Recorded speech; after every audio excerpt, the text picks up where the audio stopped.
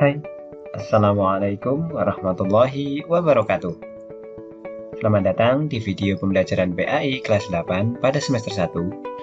Pada video yang pertama kali ini, kita akan membahas tentang mengimani kitab-kitab Allah dan mencintai Al-Quran. Apa saja sih kitab-kitab tersebut? Dan bagaimanakah cara yang benar dalam mengimaninya? Simak selengkapnya di sini ya.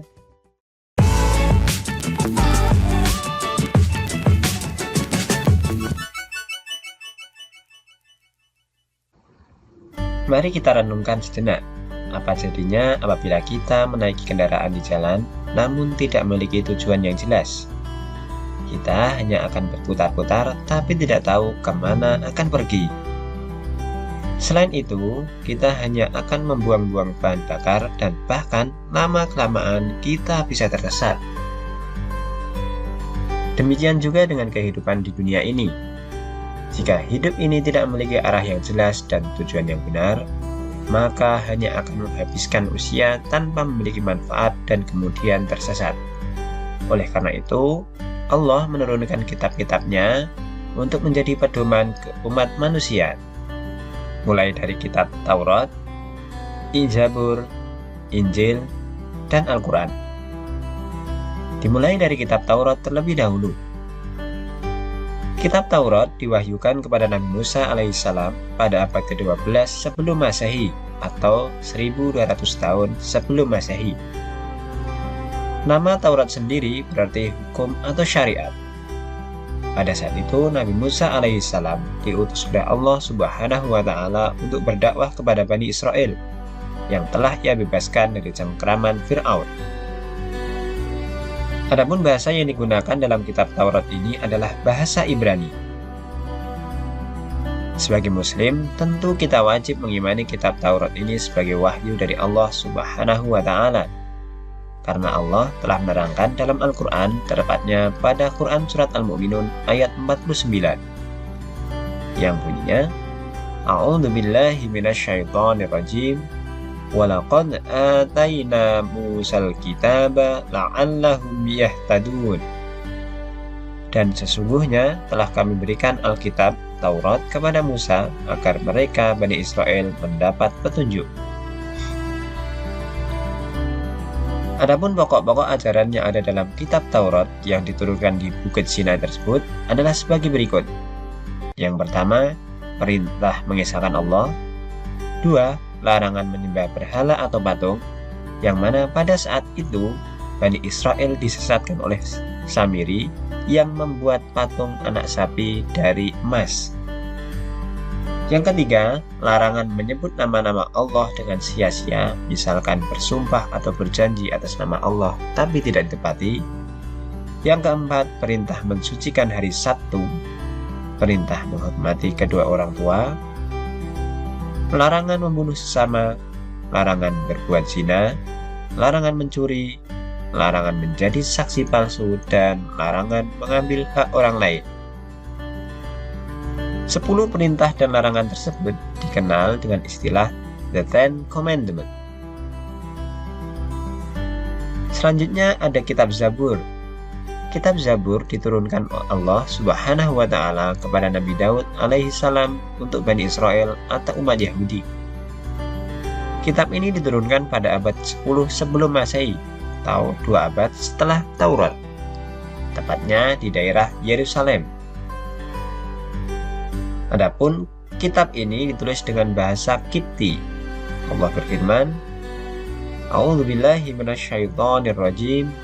Wa rabbuka a'lamu bima fis samawati wal ard wa laqad faddalna ba'dan nabiyyina 'ala ba'din wa atayna Dawuda zabura.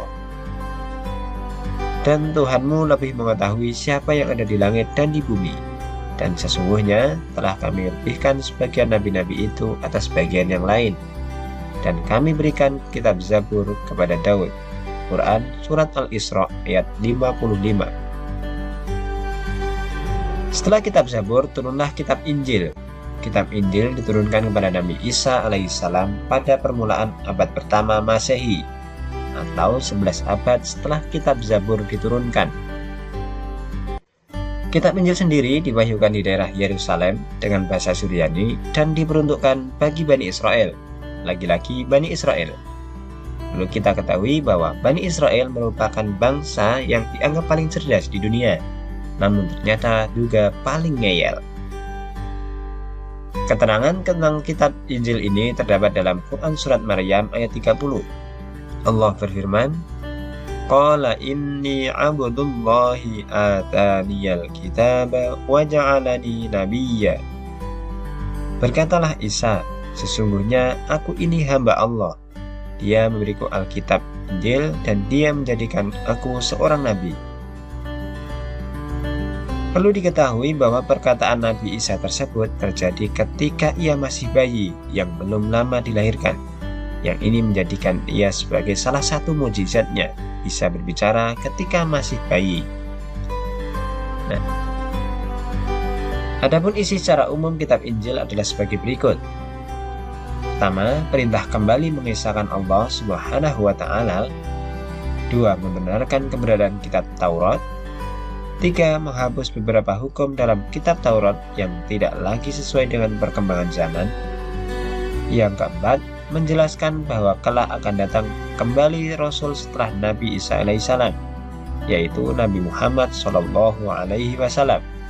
Di samping ada di kitab Injil, penjelasan ini juga terdapat dalam kitab Taurat.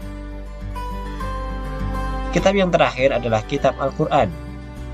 Kitab Al-Quran merupakan kitab yang diturunkan Allah Subhanahu wa Ta'ala kepada Nabi dan Rasul kita yang terakhir, yaitu Nabi Muhammad Shallallahu Alaihi Wasallam. Al-Quran sendiri diturunkan pada abad ke-7 Masehi, yaitu sekitar 611 sampai 632 Masehi. Al-Quran diturunkan sebagai penyempurna dan pembenar bagi kitab-kitab sebelumnya. Allah berfirman, A'udzu billahi minasyaitonir rajim. Nazzala 'alaikal kitaba bil haqqi musaddiqan lima baina yadayhi wa anzalat taurata wal injil. Dia menurunkan Alkitab Al-Quran kepadamu dengan sebenarnya, membenarkan kitab yang telah diturunkan sebelumnya dan menurunkan Taurat dan Injil. Quran Surat Ali Imran ayat 3. Adapun secara umum, ajaran pokok yang terkandung dalam Al-Quran adalah: pertama, ada akidah atau keyakinan, yaitu hal-hal yang berkaitan dengan keyakinan, seperti mengesahkan Allah dan meyakini malaikat-malaikat Allah dan lain sebagainya. Yang kedua adalah akhlak atau budi pekerti, yaitu berkaitan dengan pembinaan akhlak mulia dan menghindari akhlak tercela. Yang ketiga ada ibadah, yakni yang berkaitan dengan tata cara beribadah seperti sholat, zakat, dan ibadah yang lainnya. Keempat ada muamalah, yakni berkaitan dengan tata cara berhubungan kepada sesama manusia. Dan yang terakhir ada tarikh atau sejarah, yaitu kisah-kisah orang-orang dan umat terdahulu. Nah, itulah tadi 4 kitab Allah yang diturunkan sebagai petunjuk bagi umat manusia. Namun, selain 4 kitab tersebut, ada satu lagi yang disebut dengan suhuf. Apa itu suhuf? Suhuf yaitu lembaran-lembaran terpisah yang berisi wahyu dari Allah Subhanahu wa Ta'ala. Suhuf memang tidak tertulis secara rinci dan juga setebal kitab yang 4 tadi, melainkan suhuf hanya berupa lembaran-lembaran yang isinya memang benar-benar wahyu dari Allah. Hal ini tercantum dalam Quran Surat Al-A'la yang bunyinya, Inna hadza lafis suhufil ula suhufi Ibrahim wa Musa. Sesungguhnya ini terdapat dalam kitab-kitab yang dahulu, yaitu kitab-kitab Ibrahim dan Musa. Quran Surat Al-A'la ayat 18-19. Secara rinci, suhuf yang diterima oleh Nabi Ibrahim sejumlah 10 suhuf, Nabi Musa menerima 10 suhuf. Yang menjadi pertanyaan selanjutnya adalah, bagaimana cara yang benar dalam mengimani kitab-kitab tersebut? Cara yang benar untuk mengimani kitab-kitab tersebut plus suhuf tadi, yang pertama, kita meyakini dengan sepenuh hati bahwa kitab-kitab tersebut asalnya dari Allah Subhanahu wa Ta'ala. Kedua, boleh mempelajari kitab-kitab Taurat, Zabur, Injil, namun tidak untuk diamalkan. Karena dalam Islam, kitab-kitab tersebut sudah tidak berlaku semenjak turunnya Al-Quran. Yang ketiga, wajib bagi umat Islam untuk bisa membaca, mempelajari, dan mengamalkan isi dari Al-Quran. Karena ini adalah pedoman hidup dan arah tujuan kita di dunia ini. Yang keempat, meyakini bahwa Al-Quran terjaga kemuliaannya hingga akhir zaman atau kiamat. Allah berfirman, "Inna nahnu nazzalnal dzikra wa inna lahu lahafizun." Sesungguhnya kamilah yang menurunkan Al-Quran dan sesungguhnya kami benar-benar memeliharanya. Quran Surat Al-Hijr ayat 9. Nah, itulah cara mengimani kitab-kitab Allah yang sudah diturunkan sejak zaman dahulu hingga sekarang.